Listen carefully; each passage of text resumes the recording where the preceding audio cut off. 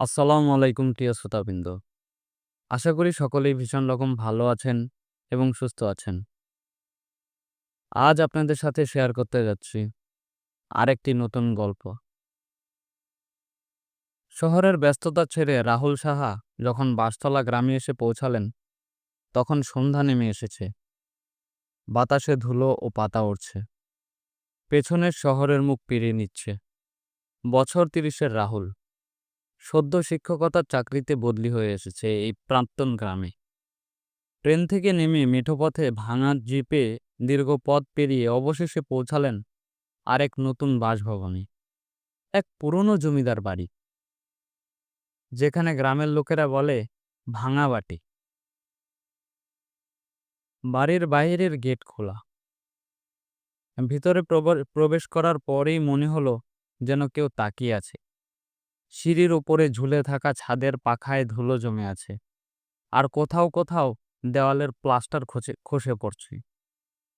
সঙ্গী কেয়ারটেকারও গা ছমছমে গলায় বলল, দূরত্ব রাখুন দোতলার শেষ ঘরটা থেকে বাবু। পরের দিন সকালে স্থানীয় হরিপদ এসে জানালো, ভাঙা বাটির দোতলার এক ঘরে নাকি রাতে আলো জ্বলে ওঠে, যদিও ঘরটা তালাবন্ধ। গ্রামের মানুষ সেই ঘরের দিকে তাকাতেও ভয় পায়। সে বলল, তালগাছতলার ছায়াটা এখনো ঘুরে বেড়ায় বাবু, আপনি শুনবেন না, দেখবেনও না। রাহুল হাসলেন, বললেন, ভূত বলে কি ভয় পাবো? ভূত বলতে কিছু নেই। কিন্তু সেই রাতেই ঘুম ভেঙে গেল অদ্ভুত শব্দে।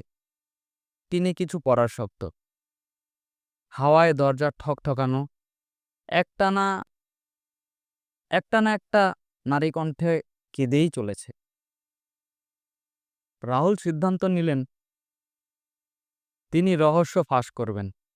স্থানীয় লাইব্রেরিতে গেলেন, পুরনো ফাইল ঘাঁটলেন। জানতে পারলেন বছর 10 আগে গ্রামেরই এক মেয়ে, রূপা, প্রেমে প্রতারিত হয়ে তালগাছতলায় গলায় দড়ি দিয়েছিল। কেউ তার লাশ পায়নি, শুধু রটে গেছে সে ওই গাছেই থাকে। রাহুল বাড়ি ফিরে দোতলায় গেলেন। বন্ধ ঘর খুলে দেখলেন মাটির নিচে একটা পুরনো কাঠের বাক্স। খুলতেই মেলে কিছু পুরনো ছবি। সেখানে রূপার সঙ্গে দাঁড়িয়ে থাকা এক পরিচিত মুখ, হরিপদ। রাহুল হরিপদকে জিজ্ঞেস করলেন। সে থতমত খেয়ে যায়, চোখ নামিয়ে বলে, বাবু, ভুল করে ফেলেছিলাম। আমি রূপাকে বিশ্বাসঘাতকতা করেছিলাম। ওর উপর জুলুম হয়েছিল, আর আমার মুখ বন্ধও করেছিলাম। আমি জানতাম ও আত্মহত্যা করবে, কিছুই করিনি। রাহুল রাহুল আবার গাছতলায় যান। সঙ্গে নেন টর্চ, কপালে গঞ্জা জল। বাতাস থমথমে, গাছে পাতা নেই, ছায়া ঘনীভূত। 12টা বাজে। হঠাৎ আলো নিভে গেল। এক কণ্ঠ ভেসে এলো, তোমরা কেউ আমাকে সাহায্য করো না, শুধু দেখি, শুধু দেখে চুপ থাকো।